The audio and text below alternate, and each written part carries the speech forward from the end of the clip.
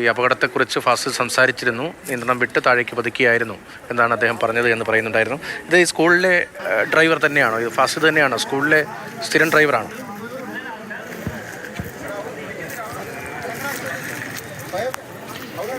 രതീഷ്, മുഹമ്മദ് ഫാസിൽ എന്നുള്ള ഡ്രൈവർ ഒരുപക്ഷെ അത് വാഹനം ഓടിച്ച ഡ്രൈവറാണോ? അത് നമുക്കൊന്ന് വ്യക്തത വരുത്താം. ഈ ബസ്സിലെ ഇവിടുത്തെ സ്കൂൾ ബസ്സിലെ ഡ്രൈവറുടെ പേര് എന്താണ്? നൗഷാദ്. ബസ്സിൽ യാത്ര ഇവർ സഞ്ചരിച്ച വാഹനത്തിന്റെ ഡ്രൈവറുടെ പേര് മുഹമ്മദ് ഫാസിൽ. അത് ഞാൻ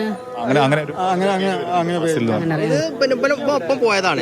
ഈ ഡ്രൈവർ ഇവന്റെ ഒപ്പം പോയതാണ്. ഇവര് സ്കൂൾ ബസ്സിലെ ഡ്രൈവറാണ്. ഇവനല്ല വണ്ടി പിന്നെ അപ്പം ഡ്രൈവർ. ഇവന്റെ പേര് നൗഷാദ്. ഈ നൗഷാദ് പറഞ്ഞ ആള് പിന്നെ ഇവലൊപ്പം സ്കൂൾ ബസ്സിലെ ഡ്രൈവറാണ്. അപ്പൊ വണ്ടി ഓടിച്ചത്. രതീഷ്, അങ്ങനെയാണ്. അതായത് മുഹമ്മദ് ഫാസിൽ നമുക്കിപ്പോൾ ലഭിച്ച ഡ്രൈവർ എന്നുള്ളത് അത് ഇവർ സഞ്ചരിച്ച ടെമ്പോ ട്രാവലർ ഓടിച്ച ഡ്രൈവറാണ്. ഇവരുടെ സ്കൂൾ ബസ്സിലെ ഡ്രൈവറല്ല, അത് മറ്റൊരാളാണ്. മുഹമ്മദ് ഫാസിൽ വണ്ടി ഓടിച്ച ആളാണെന്നാണ് നമുക്ക് മനസ്സിലാക്കുന്നത്. സ്ഥിരീകരിക്കുകയാണ്. അക്കാര്യത്തിൽ ഒരു ചെറിയ സംശയം വന്നതുകൊണ്ടാണ് ചോദിച്ചത്. രണ്ടുപേരും വാഹനത്തിലുണ്ടായിരുന്നു. ഉണ്ടായിരുന്നു എന്ന് വേണം നമുക്ക് അനുമാനിക്കാം. ഏതായാലും ഈ യാത്രാ സംഘത്തിലുണ്ടായിരുന്നു. ഈ സ്കൂൾ ബസ് ഡ്രൈവർ ഉണ്ടായിരുന്നു. അതിന് പുറമെ ടെമ്പോ ട്രാവലർ ഓടിച്ച ഡ്രൈവറും സ്വാഭാവികമായും ആ വാഹനത്തിലുണ്ടായിരുന്നു. അതിൽ അപകടത്തിൽ പെടുന്ന സമയത്ത് ആരെങ്കിലും ട്രാവൽ ബസ്സിൽ ഉണ്ടായിരുന്നു എന്നുള്ള കാര്യത്തിൽ നമുക്ക് ഇനിയും വ്യക്തത വരേണ്ടതുണ്ട്. ഏതായാലും യാത്രാ സംഘത്തിൽ കൂടിയുണ്ടല്ലോ. ഈ പരിക്കേറ്റവരിൽ കുട്ടികളുണ്ട് എന്ന് നേരത്തെ വന്ന കുറിപ്പിലും ഉണ്ടായിരുന്നു. അക്കാര്യവും സ്ഥിരീകരിക്കപ്പെടുകയാണ്. അത് അധ്യാപകരുടെ മക്കളാണ്.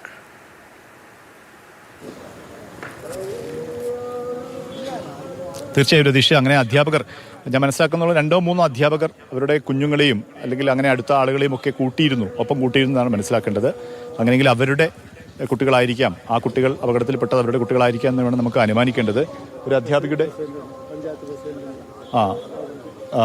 അധ്യാപികയുടെ പേര് അവർ പറയുന്നുണ്ടായിരുന്നു. ഒരു അധ്യാപികയുടെ കുട്ടിയുടെ പേര് പറഞ്ഞില്ലേ? ഒരു കുട്ടീനെ കൂട്ടി. ഒരു നിമിഷം ഷഹീദ്, ഏറ്റവും പുതിയ വിവരത്തിലേക്ക്.